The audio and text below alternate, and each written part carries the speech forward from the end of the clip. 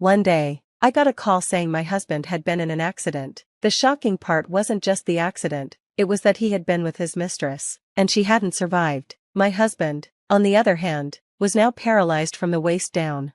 After the accident, he began demanding that I take care of him for the rest of his life. I couldn't believe it. Was I really supposed to spend my life looking after a man who had been unfaithful to me? My name is Mandy, I'm 32 years old, and I live with my husband Ray and our almost 5-year-old daughter, Lily. I'd taken a break from work when I was pregnant with Lily, but I returned to my job once she started daycare. Between work and raising a child, I stay busy, but my life feels full, mostly thanks to Ray. Ray has always been a hardworking husband and father. He takes good care of Lily and supports us well. Our daily routine was simple but special. We'd have dinner together, and Ray would listen to Lily tell stories from her day once he got home from work.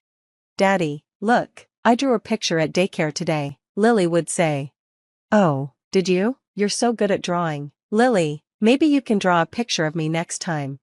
"Okay," and Mary told me her family went to the amusement park. "Can we go too?" "Sure, how about we all go next weekend?" "Really? Yay, I love you, Daddy." "I love you too, Lily, though I love your mom first," Ray would say with a wink. Lily would pretend to pout, and we'd all laugh. These everyday moments with my family were my greatest joy. But then Ray began to change. He started coming home late and leaving early on his days off. At first, I thought he was just busy with work, but it happened so often that I got worried. So, I decided to ask him about it. "Ray, you've been coming home late a lot. Is everything okay at work?" I asked. "Oh, yeah," he replied. "I've just been busy with some new projects." "I see," I said, "but you've also been leaving early on your days off, and you never tell me where you're going." Well, I've been visiting my parents," he said. "I thought I should check on them from time to time." Ray's parents aren't very young, but we usually see them every few months, and they're doing fine, so this didn't quite add up. So why all these sudden visits to his parents? I was suspicious, but didn't want to push him too hard, so I let it go. 2 weeks later, Ray texted me again, saying he'd be late because he had overtime. This time, he didn't get home until after midnight. When he arrived, he seemed cheerful, but I immediately noticed something odd. "Ray, where have you been?" I asked. "I told you, I had to work late," he replied. "But what about that smell? It's a woman's perfume. Why would you smell like that if you were at work?" I said. Ray's eyes darted around nervously. He seemed flustered and then quickly responded, Actually, we had a client event today." "A client event?" I asked, doubtful. He nodded quickly, adding, "One of the VIP clients is a woman. We were drinking together, and her perfume must have rubbed off on me." "Then why did you lie about working overtime?" I questioned. "You could have just told me about the event." Ray clasped his hands and said, "I felt guilty. You're working hard at home with Lily and everything. I didn't want you to worry."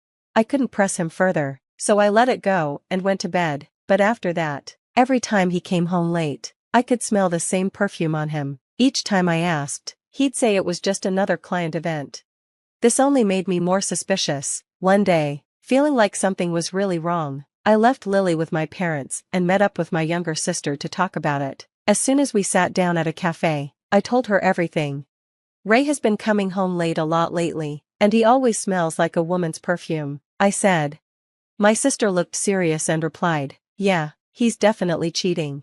Hearing it from someone else made me believe it even more, so Ray was really cheating on me. Plus, she added, it's weird to have client events with the same person so often, and he'd have to be pretty close for her perfume to stick to him. "I know it's hard with Lily and everything," my sister said, "but I think you really need to have a serious talk with Ray." Just then, her tone changed. "Hey, look over there," she said, sounding disturbed. "What's going on?" I asked. "Speak of the devil, isn't that your husband?" she said, pointing. I followed her gaze and saw Ray. Beside him was a young woman, younger than me, holding his arm tightly. The sight was so painful I was speechless. Ignoring my shock, my sister began taking photos of them with her phone. "What are you doing?" I asked, still stunned. "Don't just stand there," she replied. "We need to gather evidence. Start recording a video." Shaking, I opened the camera on my phone. Ray and the woman got into his car, still holding on to each other and kissing multiple times. I recorded everything. When they finally drove off, I stopped filming. Here I was, Ray's wife, now holding proof of his betrayal. I suddenly realized we were still in the cafe, and tears began streaming down my face. My sister stayed quiet for a moment before squeezing my hand and speaking firmly. I know this is incredibly painful, she said, but you need to talk to him, for Lily's sake too. Can we just let this man, who lies so easily and cheats, be her father? Her words snapped me back to reality. That's right, I'm the only one who can protect Lily. Ray might be her father, but he's lost the right to be a real dad. I needed to confront him about what he'd done, sooner rather than later. After talking it over with my sister, we decided that Lily would stay at our parents' house for the day. I went home to wait for Ray, but he didn't come back, no matter how long I waited.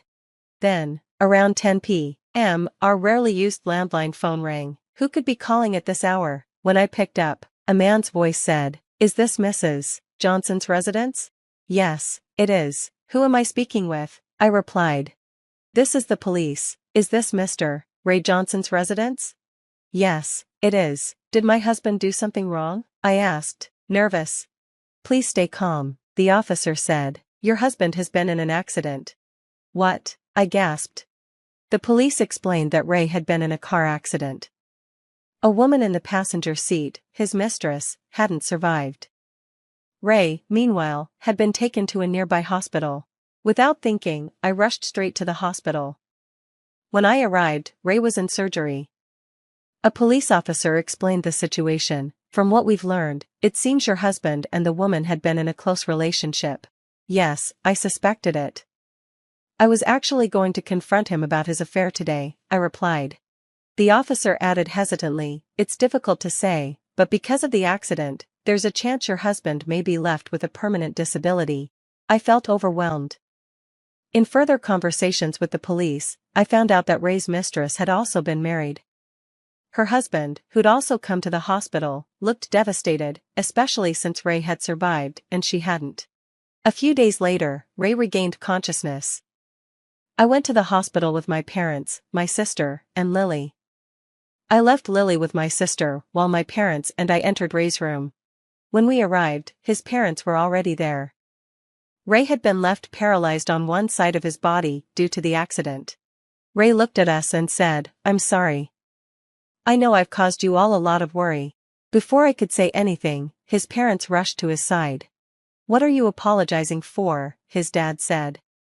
"We're just glad you're alive. Surviving is a blessing."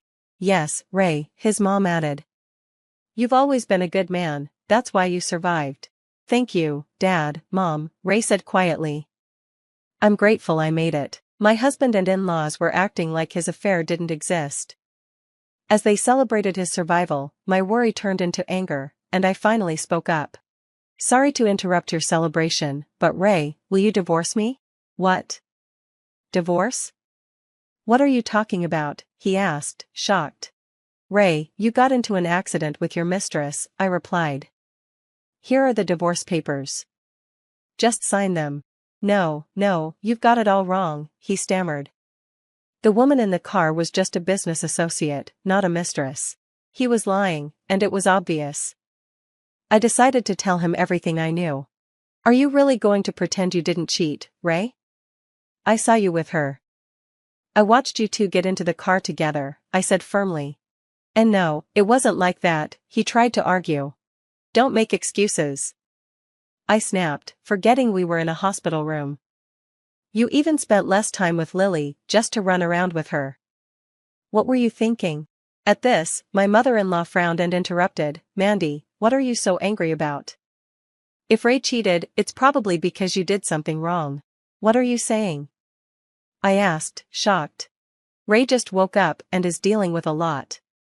The doctors told you he's paralyzed on one side," she continued. "He needs your full care now. Instead of talking about divorce, you should start learning how to be his caregiver." Ray added, "She's right. As my wife, you'll be taking care of me from now on."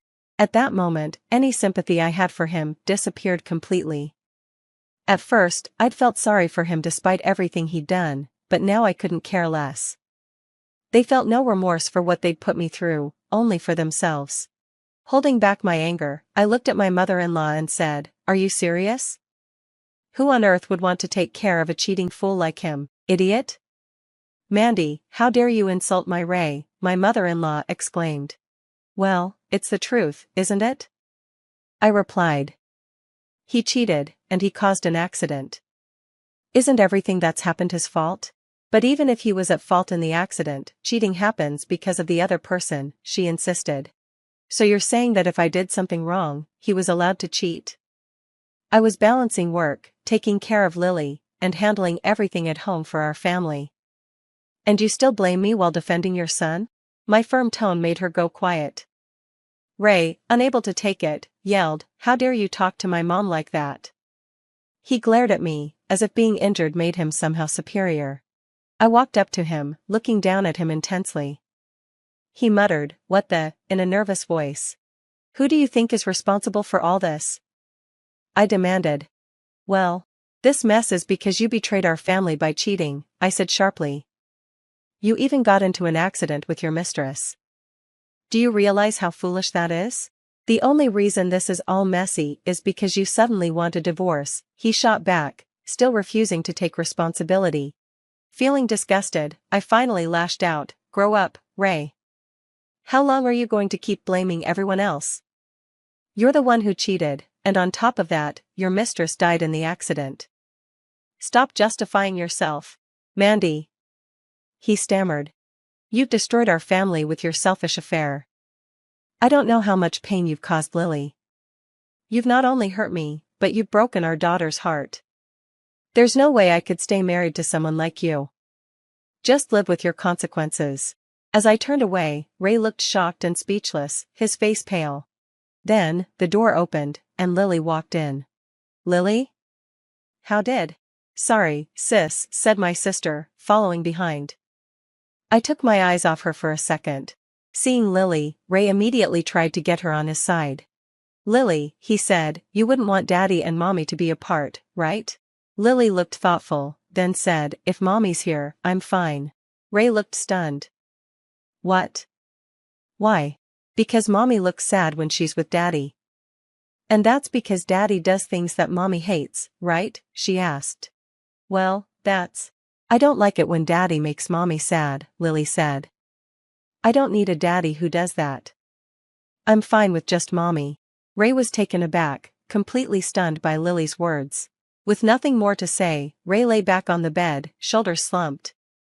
When I handed him the divorce papers again, he finally gave up and signed them. After that, I hired a lawyer to pursue alimony and child support, backed by the evidence of his affair. Ray also had to pay damages to the husband of his late mistress, which added to the large sum he owed. Since his mistress had been a junior employee at his company, his infidelity was exposed, and he ended up getting fired. Losing both his job and his reputation, and being responsible for another person's death, was a heavy consequence, but it felt like justice. The combined financial hits drained Ray's savings, and he ended up selling our house and moving into a small apartment with his parents. Now, his in-laws care for their wheelchair-bound son every day. As for me, I decided to stay with my parents for a while, with Lily, to give us time to recover. Once things have settled, I plan to live on my own with Lily again, but for now, being surrounded by family feels better for her well-being. One day, on our way to daycare, I asked her something that had been on my mind. Hey, Lily, are you really okay? I asked gently. Okay with what? She replied, looking up at me. With it just being us. Without Daddy around. Lily gave me a bright smile and said, I love Mommy the most. I don't like anyone who makes Mommy sad. Hearing this, I smiled back. I see. Mommy loves you too, Lily.